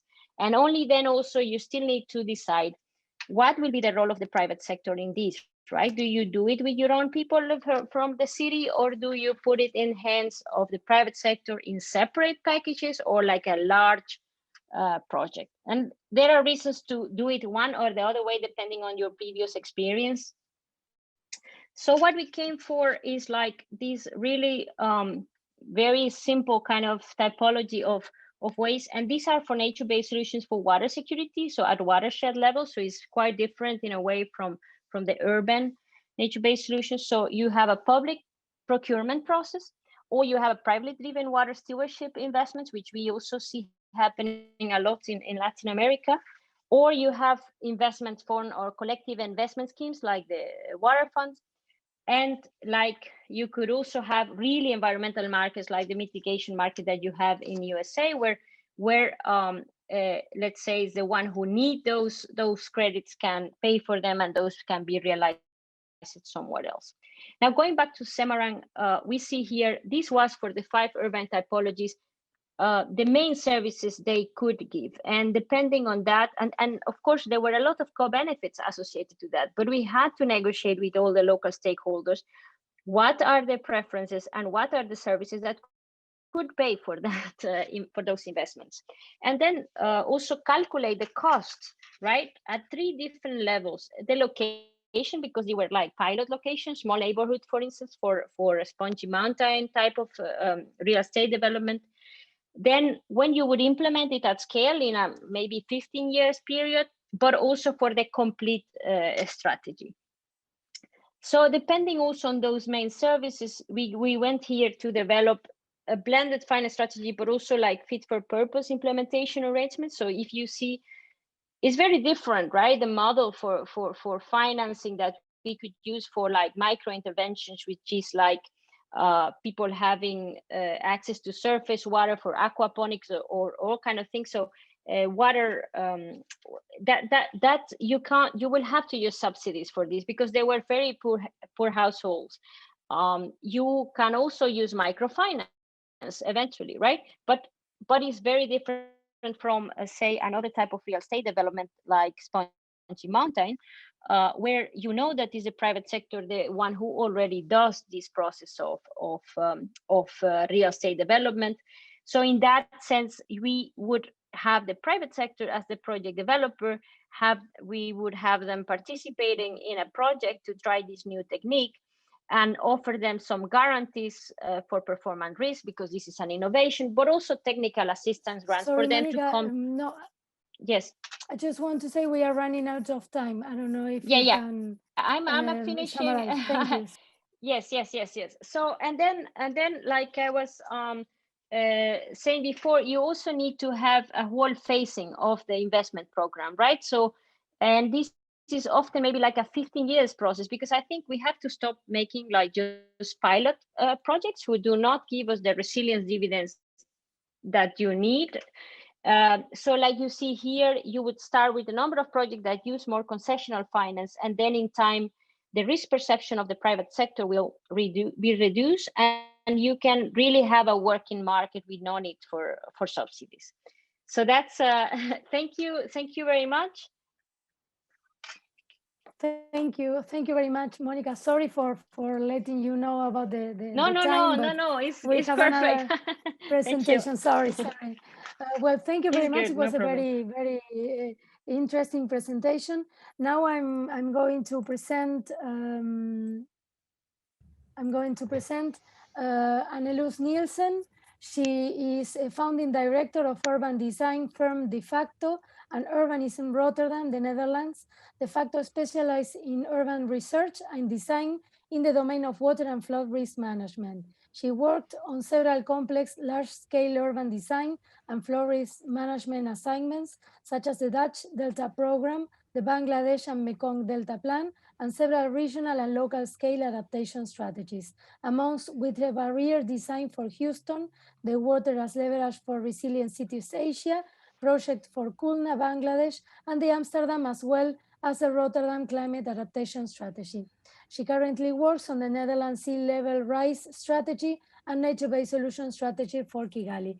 Welcome, Anneluz. I'm going to stop sharing so you can share your screen. Thank you.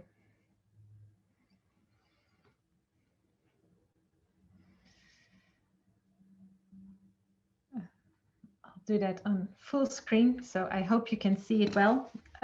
Today, though we mainly work international, actually I have the pleasure to present one of our Netherlands projects, which is Resilient by Design for the metropolitan region of Amsterdam. And in this project, we cooperated with a consortium, as we often do in these complex integrated projects with Rebel on economics, Royal Haskoning, DHV, and Deltares on the technical side of climate adaptation, and Paul on the stakeholder side. Here we see the Amsterdam area. Within the middle, the city of Amsterdam. In the left, the dune, we see a big lake that has been closed off from the sea here, and some of the deep polders. And what we really see in the Amsterdam area in the Netherlands is that the construction of the land and the water system and the land use are very interconnected. We see the height maps, and the blue areas are the deepest polders that have been constructed last.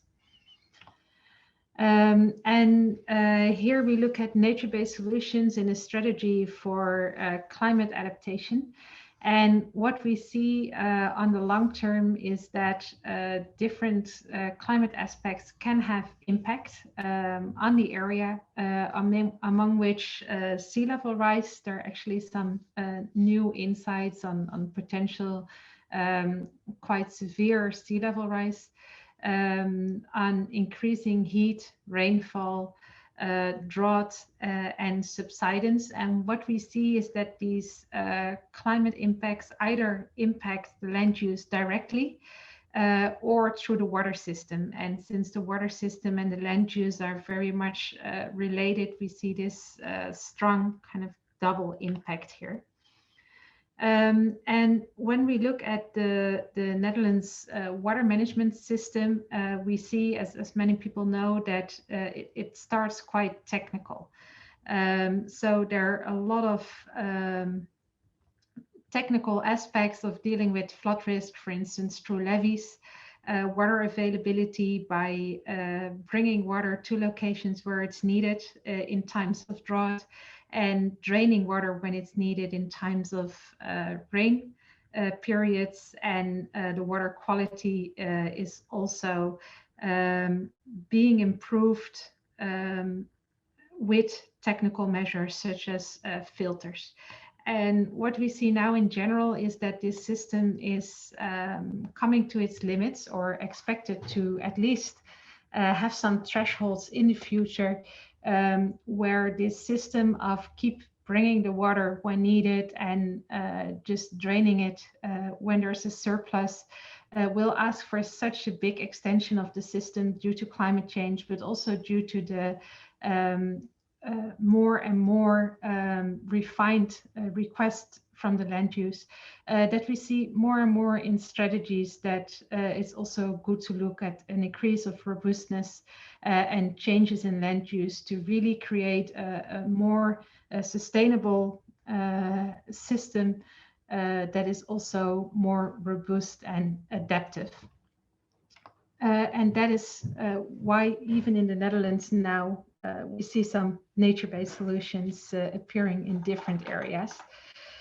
For today, I'll tell about a few showcases which are very different areas within the Amsterdam metropolitan area that we looked at for our research, which is the North Sea channel, which is a channel here that will have to drain more and more water in the future.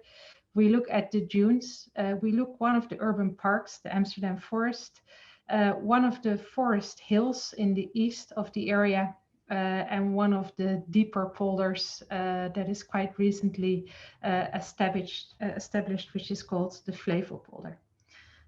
When we start with the Flevo polder, we here see a picture of the big lakes that have been disconnected from the sea, the levee and the new made land behind it. We see that partially because this is new land, there's subsidence, and also part of it is climate related. These lands are currently used for mainly for agriculture, and they're very high value land, but we see that subsidence is more and more taking place. The technical solution for this would to be building a small levee around it and make sure you pump out more water than you already do, so that the land doesn't get too wet for agriculture.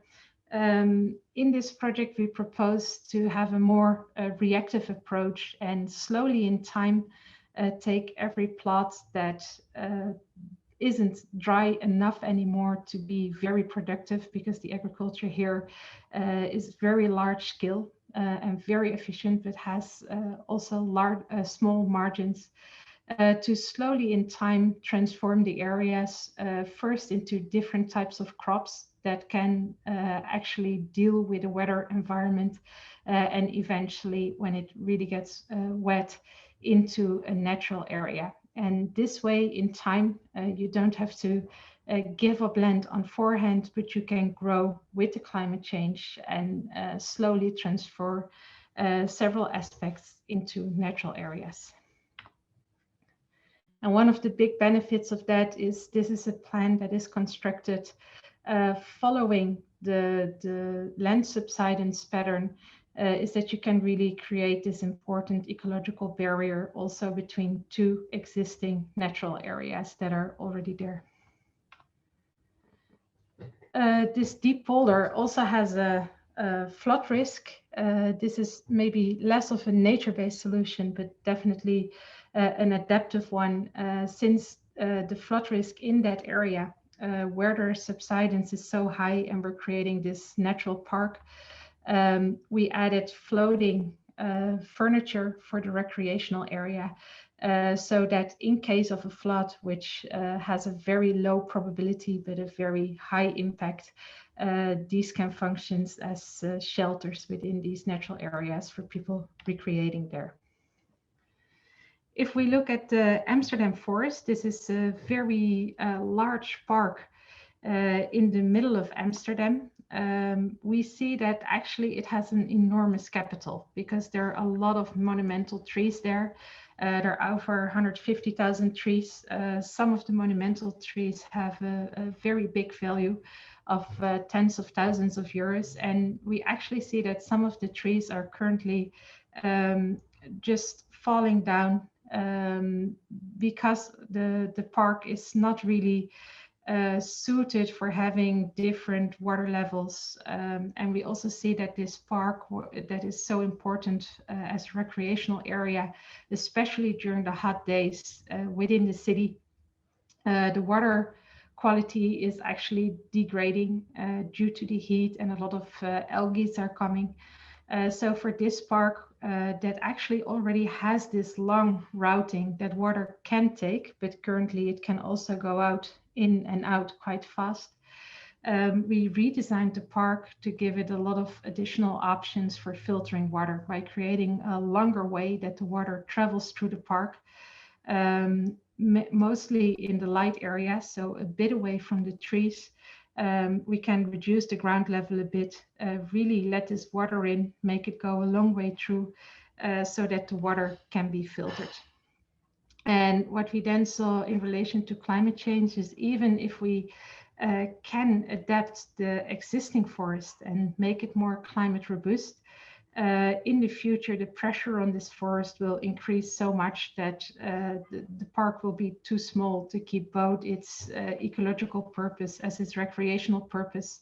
And that's why we also proposed a new forest for the city, the second Amsterdam forest, which will be a forest that at the same time can really store large amounts of water. So here, by selecting the right types of tree, making them get used to different water levels, you could catch for the whole forest about a full meter of water, while also really creating this very special, in the Netherlands, very uncommon type of recreational area. If we look at the hillside at the east of the area, we see that there are a lot of pine trees that are actually not original. They're planted at some moment. And we see that along this hillside, which is now urbanized, currently all the water is drained down the hill. And then down the hill, there's actually quite a big challenge with being able to drain all this water during the rain periods. And in the dry periods, there's quite a big challenge with drought and getting enough water on the hills. So there's very often a limit on the amount of water that can be used. And for instance, sport fields cannot be watered anymore because not sufficient water is available. So here it's really about resetting the natural system of this area by making sure that sufficient water can infiltrate, because it's now all being drained, and this infiltrated water will make sure that the water drainage system is being released a bit. It needs to drain less water, while at the same time this purifies the water. More clean water will come out at the bottom, where there's now a big issue with the water quality, so that doesn't have to be solved technically.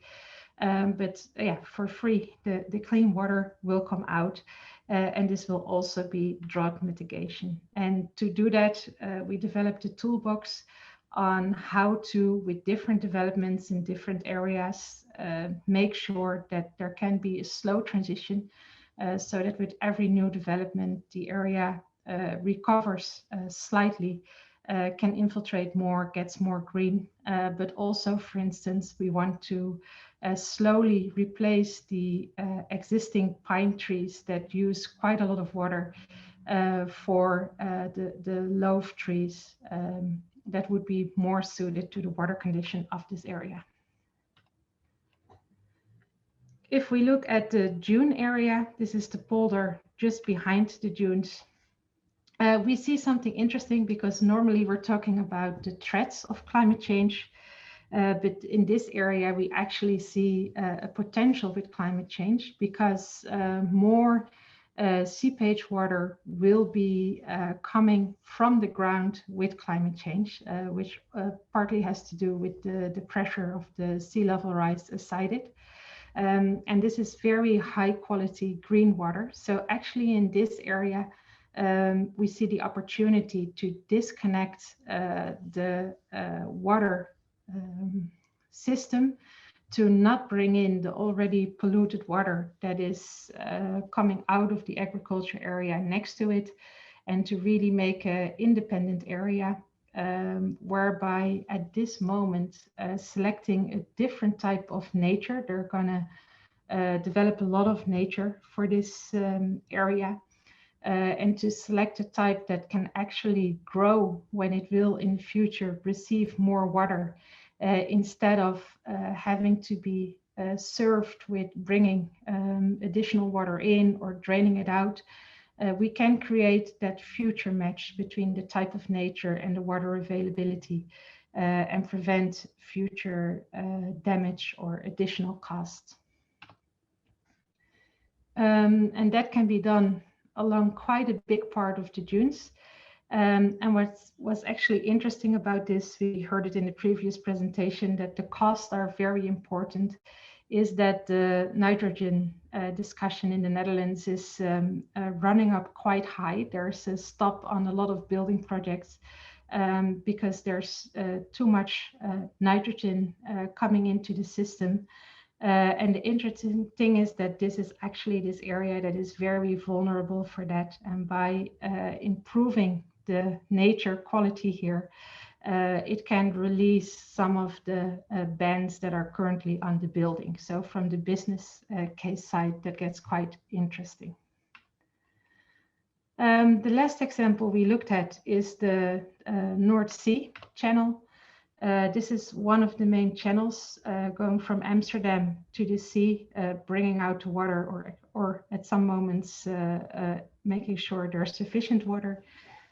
And what we see is that also in this place, the capacity of the channel will in the future be pressured more and more, both because of sea level rise as additional rainwater fall. And here we're looking how we can create a big buffer for water.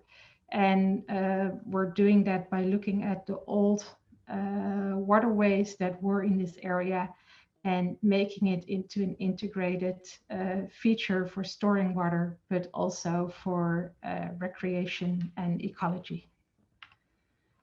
And along the edges, in the case in Amsterdam, we then propose to make more gradual edges where water can also be filtered, and there's much more opportunity for ecology than in the current hard case. And the interesting thing is that there's more and more saline water coming in with the ships that pass the sluices, which is not what you want in relation to drinking water availability, but it's actually very interesting for ecology. I will conclude with some main lessons that we found in the financial part of these nature-based solutions, because that is always a bit the challenge, like how do you get this actually financed, as you could see in the previous lectures. And what we found is that one of the most important aspects is that we look at business cases at a bit longer term.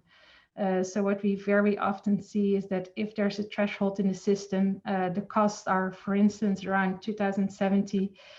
Often in the business case, they look till 2050. So this is not included. Also, future damages that might occur, for instance, due to subsidence, are very often not included, though by adapting on time, you could prevent these damages. So this extension of the time period of the business case was a very important aspect. And also to act now. What we very often see is that people say, well, we'll deal with climate change when it arrives.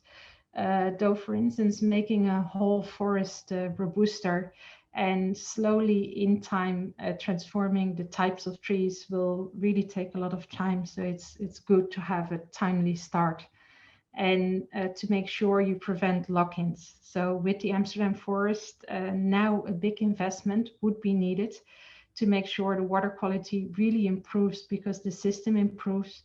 But it would make sure that the current costs that are getting higher and higher in technical filtering installations that will run up further is prevented in the future. And the sooner you make that decision, the more cost you can prevent. And one of the interesting things is, as we showed with the land subsidence issue, is that though with climate change, it's very important to be proactive. Sometimes it's also good to be reactive, especially if the function that is currently there and is under pressure causes a lot of societal debates to be replaced. It can also be a very good strategy to wait, be reactive, have the plan ready, and see when the climate impact starts, and then apply the nature-based solutions. That was a very short summary of the findings for the Amsterdam region.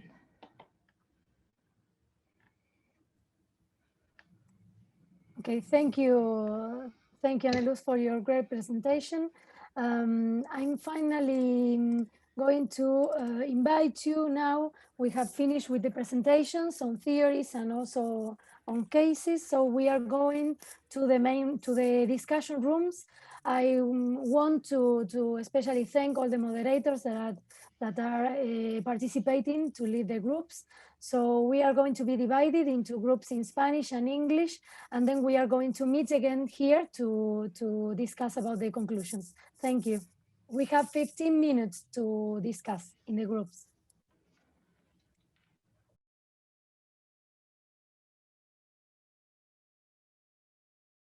Okay, welcome back, everyone. Well, we discussed along these 3 webinars a lot of issues regarding nature-based solutions. We started the first webinar talking about the benefits, the global standards. We saw the European Union perspective, and we also saw the International Union of Conservation of Nature perspective. So we have both a perspective in the same webinar. We also discussed about design, planning, and governance last week. And today we delve into this important subject, which is business models and financing. So we are going to start with the presentation of the conclusions of the groups. I'm going to share the screen of the Miro so everyone can see it. I don't know whose group wants to start. We can start with the group in the first group in Spanish. I don't know who wants. Mariela, Daniel, or Nahuel, you want to start? Nosotros no escribimos nada, Verónica. Okay, no problem. You can share the ideas here, no problem. Podemos hablar igual y compartir pantalla. Sí. Sí. ¿Quién empieza? ¿El grupo Nahuel o nosotros? Empezamos nosotros. ¿Daniel? Dale, perfecto, Nahuel. Daniel, ¿estás ahí? Sí, acá estoy. ¿Querés arrancar vos, Nahuel? Arranca nomás, yo te sigo. Tengo que ver mis apuntitos. No, a ver, lo que estuvimos hablando hoy tuvimos un grupo, la verdad que también todas las semanas un grupo de lujo, pero hoy más de lujo todavía porque se agruparon varios de moderadores, expositores, todo, la verdad que es súper interesante. Ahí creo que estuvimos charlando bastante de distintas cuestiones. A mí me quedaron como dando vuelta algunas cosas que me parece que vienen a cuento, que tienen que ver con el tema de la escala, ¿no? La escala y el abordaje, ¿no? Hay una frase muy linda que al principio alguien dijo que los desafíos son enormes y las oportunidades son muy pequeñas, ¿no? Y me parece que ahí se condensa un poco el tema de la escala, pero también la escala tiene que ver con problemáticas, con desafíos, ¿no? Y pensar, por un lado, surgía una necesidad de pensar un abordaje territorial y regional, ¿no? Pensar lo regional o lo nacional, o con las distintas escalas, pero con escalas más amplias, en clave de soluciones basadas en la naturaleza, que permitan pensar en abordajes integrales, ¿no? Porque y hablábamos de cómo algunas decisiones que tienen que ver con zona norte del país afectan en otras regiones, hablábamos particularmente de la cuenca del Paraná, pero bueno, ese era un ejemplo. Y eso implica pensar una escala muy grande, y después, por otro lado, pensar en la escala muy pequeña, y también alguien hablaba de reducir la escala de comprensión y también de abordaje, ¿no? Pensar en una escala chiquitita que permita también implementar casos en corto plazo, y después aprender, que es algo de lo que surgió sobre todo en el encuentro de la semana pasada, aprender con la pequeña escala para reproducirlo después en la gran escala, ¿no? Esta escala de proyecto para después pensar en planes, en programas, ¿no? Y entonces creo que todo el tiempo tiene que ver con esto, y en lo que tiene que ver con economía y financiamiento, por un lado pensar en las grandes escalas de financiación, de los grandes organismos que permiten financiar esto, y también en la pequeña economía, en el productor, en el consumidor, ¿no? Que también involucran estos distintos aspectos. Y entonces siempre el desafío tiene que ver con adecuar la escala de abordaje, de financiación, de implementación, de necesidad también. Creo que ese es uno de los temas particulares. Y después me interesó mucho una frase de Mónica, que la tuvimos en nuestro grupo, un gusto, un placer tenerla en el grupo, a una de las expositoras, pero que me parece que sintetizó algo de lo del encuentro de hoy en particular, que es pensar lo financiero no en términos económicos, sino como un indicador de la sostenibilidad exitosa, ¿no? De pensar desde esa perspectiva, de cómo lo financiero es un indicador de que un proyecto puede sostenerse a lo largo del tiempo, puede ser exitoso, puede ser beneficioso para las distintas partes, ¿no? Una dimensión como mucho más amplia de lo financiero. Las dos últimas cositas que quería, muy completo, Daniel, gracias por el informe. Gracias. Dos cositas quería agregar. Uno es que está implícito en la búsqueda de sinergia entre las diferentes escalas, tratar de buscar sinergia, y el otro es la visualización de los éxitos, ¿no? Tratar de visualizar los éxitos a corto plazo para que puedan tener un impacto mayor en la concientización de toda la gente, ¿no? Y el último es que es un poco la gestión política, la necesidad de tener políticos comprometidos con los cambios climáticos y con las soluciones basadas en la naturaleza. Perfecto, bueno, muchísimas gracias. Ahora le voy a dar lugar al segundo grupo en español. Perdón, estoy hablando en español porque así ya le puedo dar lugar al otro grupo. No sé si Diego o Marta quieren tomar la palabra. Tenemos unos breves minutitos.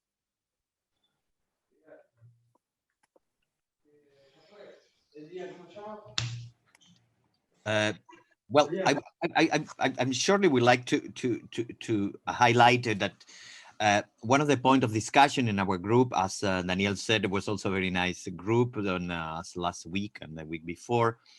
Now, I think our sensitivity goes a little bit of, well, two issues, the necessary understanding on, yes, the scales was a key thing, but the scales not just in relation to the systemic, which is essential, but also the scales in relation to the building up of a nature-based solution as a plan, who was exactly like the group first, the second group declare. But the key thing that we believe in our group is that it's essential that the plan need to consider in their conceptualization, already the perspective of development, need to be aligned with the specificity of intervention within the very clear capacity of the governance level that is acting in, so from municipal to regional to national, and at the same time being able to be expressed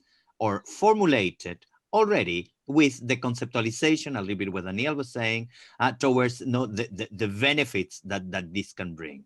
With this kind of aspect, expanding the scope of risk, as was clearly the thing today, and alignment to development, could reach a more clear, successful elements in the nature-based solution plans.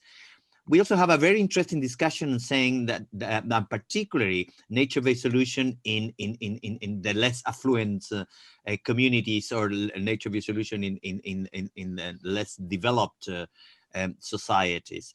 A clear point coming from with our contribution for Ling was that in the case of China, one of the key problems in order to really evolve nature-based solution is the necessity of, or the velocity of implementation of infrastructure, and the velocity that this kind of large project needs to fill in within the nation.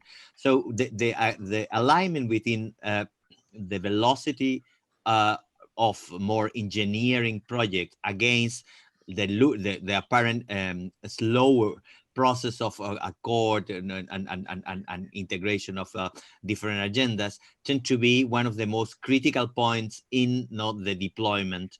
So then this also had been discussed in the group, basically until what extent the possibility of a nature-based solution with short, not just long-term benefit, but also short-term one is exactly what the architect Bekanis is just saying. So we are absolutely aligned on that. I don't know if Vero, you have more, that you have the document. No, it's perfect what you said. Now I want to give the word to Mariela, the second group in Spanish, Mariela and Fabián, if they want to speak now. Hola a todos. Bueno, nosotros también tuvimos una cantidad de reflexiones súper valiosas de nuestro grupo. La verdad que es un gusto tener estos grupos de reflexión. Cuando nos acercamos a la parte de financiamiento, digamos, ya lo veníamos previendo en las discusiones de los miércoles pasados, digamos, nos íbamos a enfrentar al lugar en concreto, es decir, cómo abordamos estas problemáticas en nuestros territorios, y lo que se dio fue una mirada muy completa desde cómo comparamos Latinoamérica y más nuestros territorios y nuestra casuística desde Argentina con otros casos que se mostraron en Europa y en Asia. Cómo podemos comparar realidades diferentes y de alguna manera en las ideas que nos paramos o nos posicionamos es en nuestros proyectos desde acá, desde nuestros territorios, es poder complejizarlos y poner las variables de soluciones basadas en la naturaleza, del abordaje ecosistémico, del abordaje de la biosfera dentro de nuestros territorios, cómo logramos pararnos en nuestros proyectos para poder cambiar el eje hacia donde van, digamos que siguen siendo soluciones tradicionales que no están contemplando estas soluciones en muchísimos de nuestros casos, salvo algún caso que estuvimos viendo el miércoles pasado. Y de esa manera, cuando estos proyectos tienen esta complejidad, ¿cómo podemos acceder a fuentes de financiamiento para llevar adelante, donde lo primero que hay que hacer es lograr convencer, que casi como nos han demostrado hoy los expositores, es casi una cuestión de fe, para poder de alguna manera seducir a las fuentes de financiamiento, poder acceder a las herramientas acordes y poder pararnos para financiar nuestros proyectos desde esta mirada. No sé, Fabián, si cómo querés completar. Sí, muy resumido, Mariela.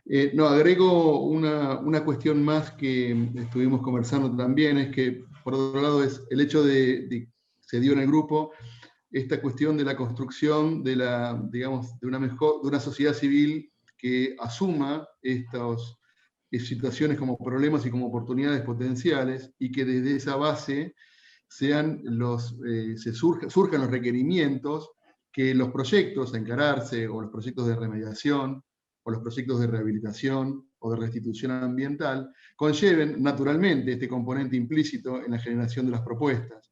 Entonces, un poco la idea que surge también es de fortalecer un poco las normas, o desde el Estado, las instancias de regulación, que sean, que en estos mismos digestos estén incluidas estas como requerimientos, soluciones basadas en la naturaleza, a la hora de ponernos en una situación de prospección hacia adelante.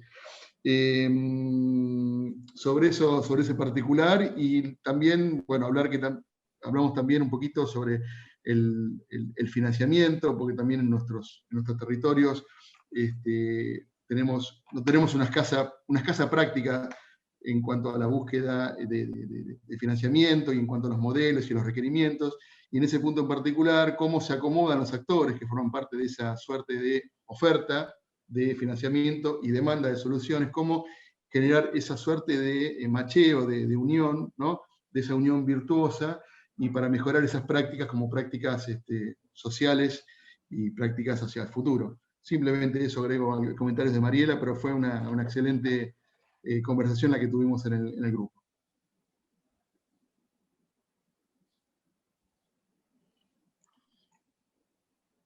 Vero, you're mute. It's okay. Sorry, I was mute. Well, I want to thank Fabian and Mariela for their comments.